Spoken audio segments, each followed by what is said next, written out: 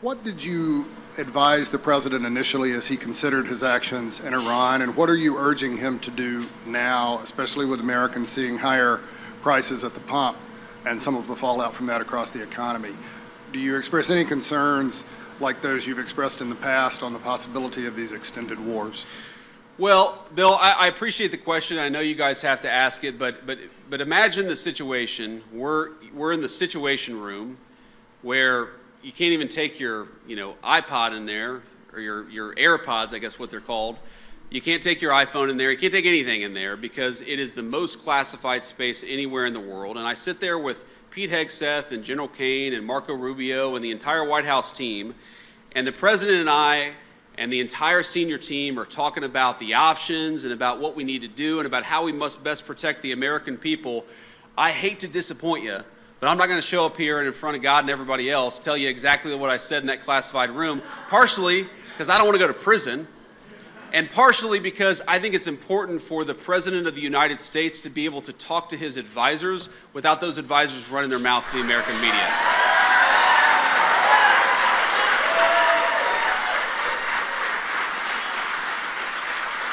Thank you all.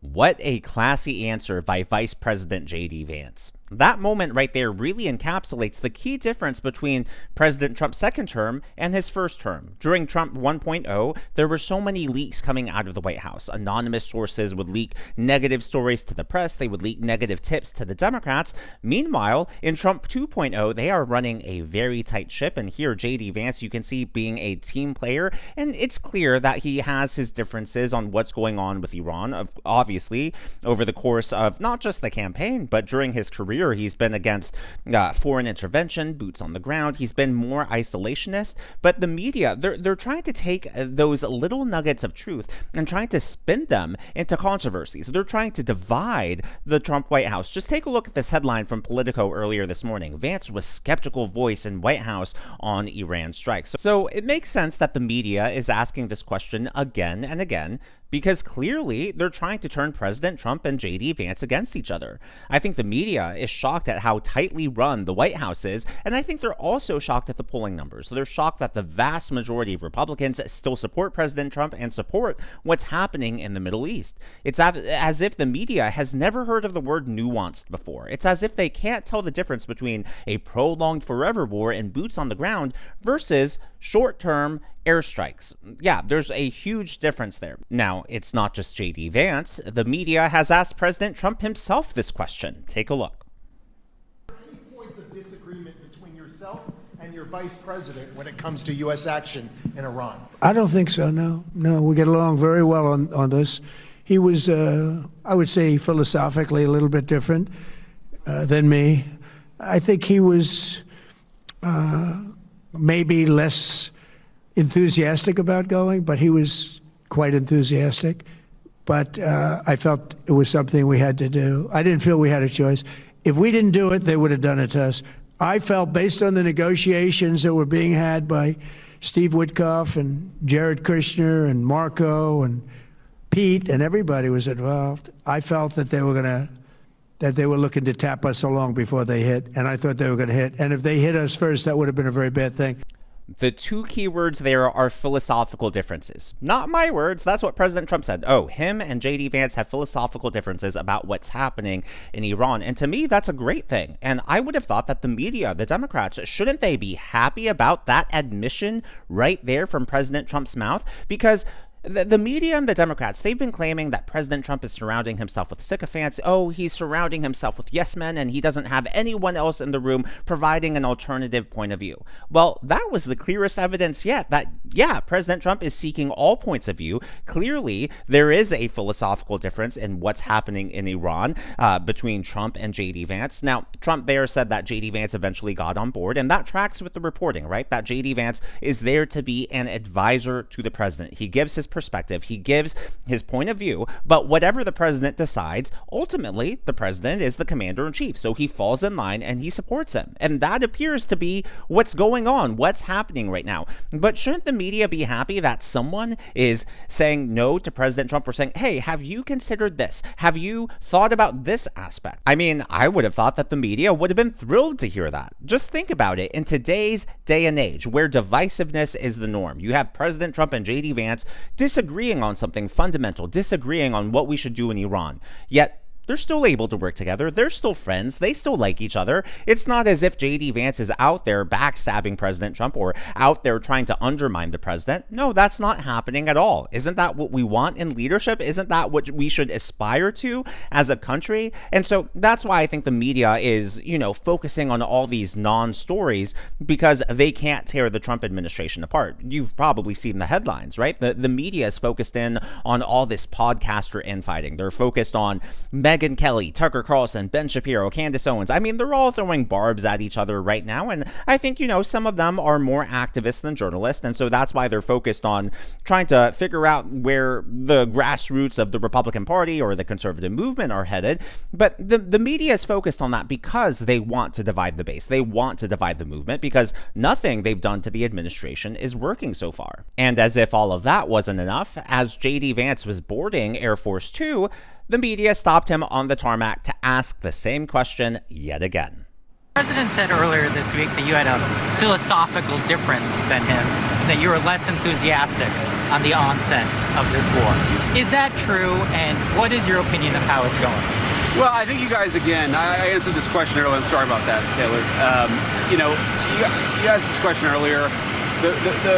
When you're thinking about a major decision like this, the way the president makes these decisions is he talks to a lot of people. Obviously, we're thinking about various ins and outs, various options, what this looks like, how to accomplish our goals, what our goals should be. And I think it's important for the President of the United States to be able to have that conversation with his team without his team then running their mouth to the American media. So part of what makes our national security team so cohesive is that we all trust each other and we all have a very free exchange of ideas. I'd like to keep that going.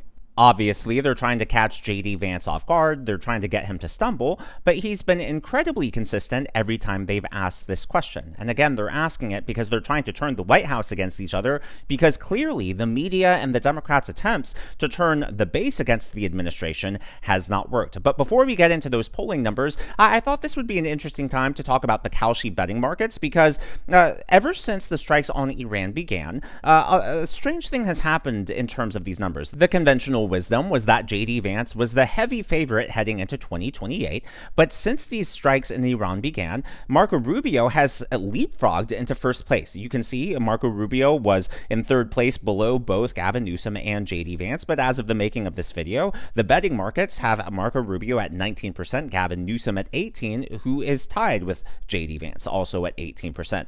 Now, what's interesting is that while Rubio is the favorite to win the entire 2028 presidential election, he is still not the favorite to win the GOP nomination. I'm not sure how that works, but hey, the betting markets are funny things. So right now, JD Vance, a 38% probability of winning versus Marco Rubio at 28%. So, I mean, take this all with a grain of salt. They're just betting markets, but a lot of people believe that the betting markets are getting more reliable than polls because people actually have to back up their beliefs, not just with, oh, let me put in some copium and hopium behind this data, but they're backing it up with their hard money. So that's why a lot of people take these betting markets seriously.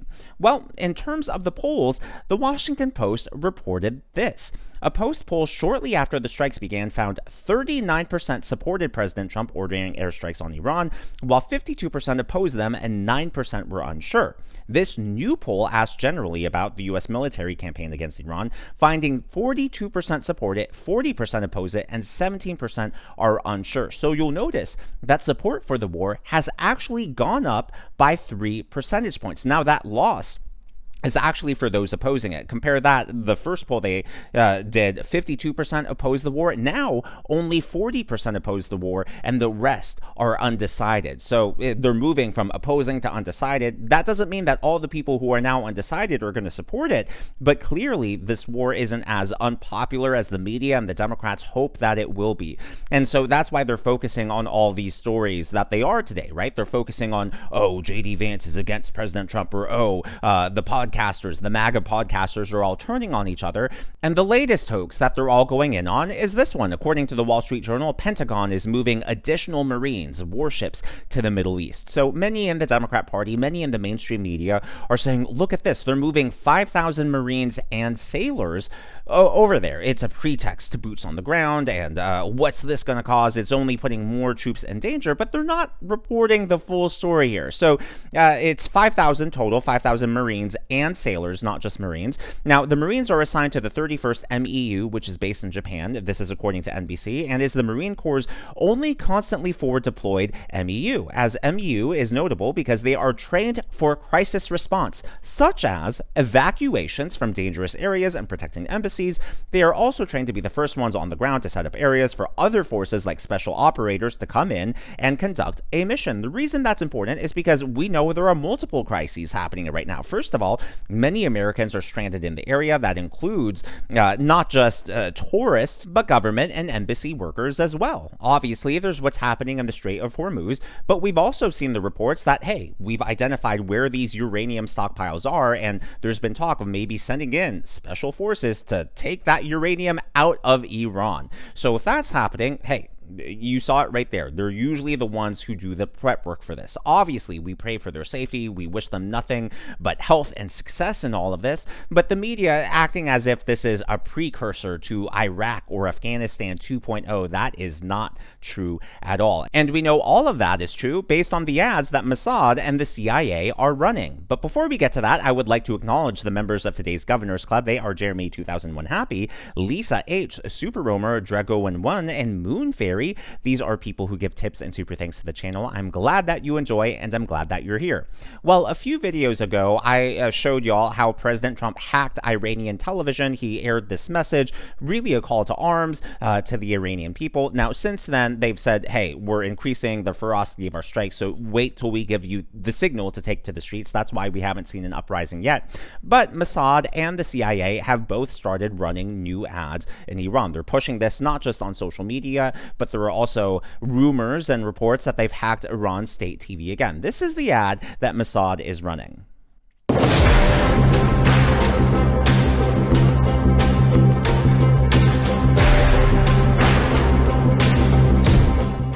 That right there is a direct call to the Iranian people. Hey, take out your cell phones and tell us, show us where these besieged checkpoints are. So the besieged checkpoints are set up by the Iranian military, their government, and they stop anyone who's hostile to the regime from proceeding on their route. And in fact, when the large massacre was going on, a lot of it happened at these checkpoints. The people there, the extremists there, were armed. They were captured on video shooting down motorists or people on foot. And so what's happening is, as the Persian people are recording the besieged checkpoints, they're sending them to Israel. Well, the Israelis have been coming in and taking out these besieged checkpoints with drones.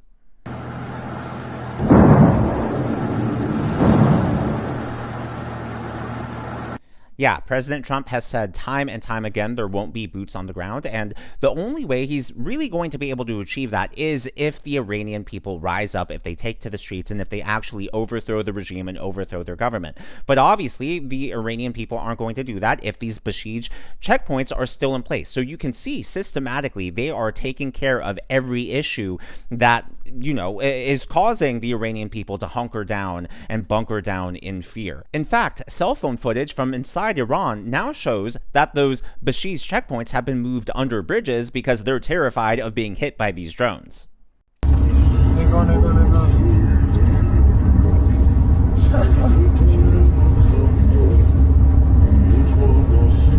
So that's what Mossad has been up to, but on top of that, the United States is also taking action. We released this earlier today, a reward up to $10 million for information on key IRGC leaders. Now, this was posted by the U.S. Rewards for Justice, and clearly most Americans, most people in the Middle East will have no information about that. So this is a direct appeal to people within Iran itself, or maybe even people within the regime who are considering deflecting and defecting. We'll see if this turns into any leads, but clearly there is a plan going on that does not involve boots on the ground. And I have said time and time again, look, if it turns out that we've been lied to and boots on the ground were always part of the plan, then of course I'm going to be upset. Of course I'm going to hold the administration accountable and hold their feet to the fire.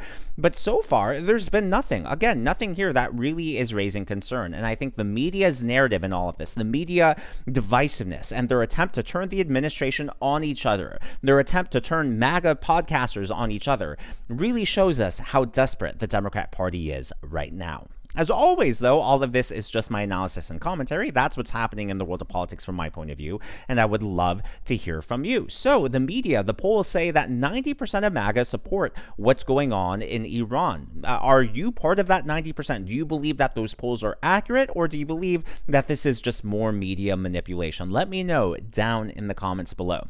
If you haven't already, please be sure to leave me a thumbs up. I know it's a simple thing to ask for, but it really does help me reach more viewers like you in the algorithm. Be sure to smash that subscribe button and to check out one of these videos.